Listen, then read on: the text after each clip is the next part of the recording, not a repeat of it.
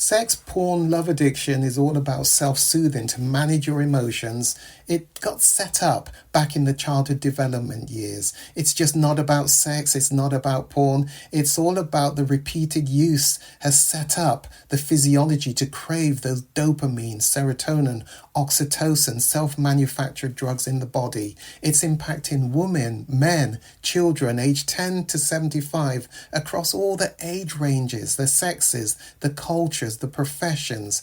It increased exponentially during COVID lockdown and impacting so many lives. The Kairos Centre has created the first online comprehensive sex, porn, love addiction. It's a video on demand recovery program which you can access from anywhere in the world and begin to see identifiable changes just within 6 weeks of beginning this weekly program. Kairos means your appointed time. Isn't it your time to reclaim your life? Bring colour back to life without shame. Click the link below and begin your journey. You owe it to yourself and to others.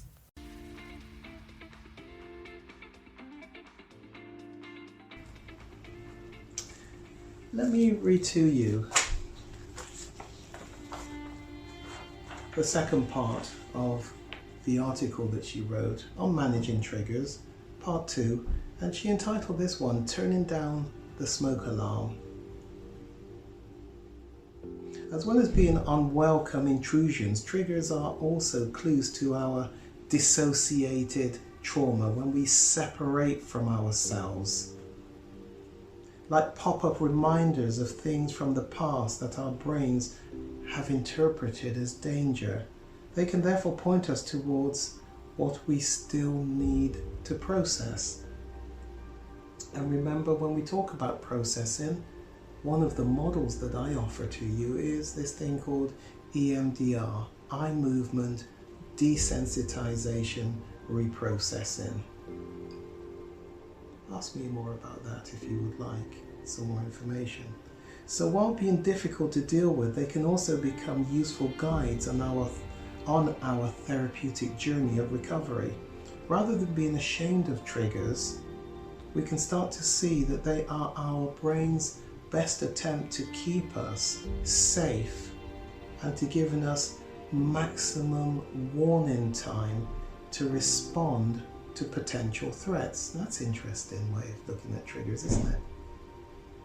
The problem lies in the fact that our amygdala, that part of the brain we touched on in a previous session, our amygdala, which functions as a kind of smoke alarm in the brain, and responds so quickly and so automatically to potential threats within 7 milliseconds and outside of our conscious thought. And what it's reminding us is about the threats that we faced in childhood, the fire, the danger, and we react without thinking because there's like a smell of smoke. Our unconscious kicks in really quickly to protect us, even before the logical, reasoning, thinking brain has even detected a problem. Can you see the safety valve response to protect us, but that it goes wrong and inappropriately triggers us when we shouldn't be triggered to respond to the situation in front of us because it's not really one of danger. The automatic hardwired survival response is built into our everyday human interactions, but it has become over-responsive in the case of people who have suffered repeated trauma, especially in early life, in childhood development. And so in the second part in this article, she's going to look at what we can do to turn off the smoke alarm once it has been triggered. Or in other words, how can we develop strategies for turning our front brains on and our back brains off? Remember, pre-cortex, cerebral cortex, the front, and more towards the back, not only the limbic but more the amygdala. We will also look at what we can do to turn down the sensitivity, the smoke alarm, of the amygdala, so that over time it's less likely to react unnecessarily to the metaphorical smelling of burnt toast, the smoke alarm going off too quickly because of a whiff of fire when really there wasn't really any fire, wasn't really any smoke. These are 2 articles which I will give to you for you to read. There is a need to manage anxiety. Let me read you this article. Anxiety resides in the part of the brain not connected to your thinking. Wow. When you get triggered, it sets off your body response, even if you try to talk yourself out of it. This is why we need to use methods that reach where your emotions are stored and can help to calm them down. So educating you about triggers, things that send the nervous system into fight, flight, freeze responses, is necessary in a recovery program like this. If you as a client begin to recognize and name the things that trigger you, then you get a chance to explore what might be linked to those triggers. You can also use other processes like EMDR, where you just can't find what might be linked, but you know there's something linked. Once you've identified the triggers, you can then start to deactivate by tapping in the resources that you, by learning the resources, in EMDR terms we talk about tapping in some resources to help you in a particular situation. A part of the EMDR work, when you are seeking to process unresolved issues, traumas, stresses of the past that are there in the unconscious, still triggering you, we want to build a resource team of people around you.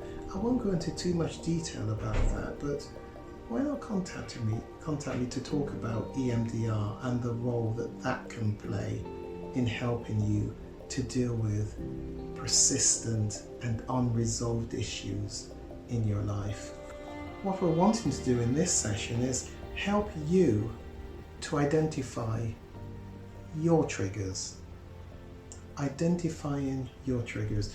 Triggers come in all shapes and sizes. Some are unavoidable and in your face, and others can hit you like a steam train when you're completely unaware. Broadly speaking, there are 2 types: emotional triggers and environmental triggers. In other words, things that are going on inside of you, emotional, and things that are happening outside of you, environmental. Triggers are often linked to the unmet needs in the dormant phase. That's really interesting. Remember the cycle of sex addiction that I took you through? And at the 1:30 was that thing called dormant.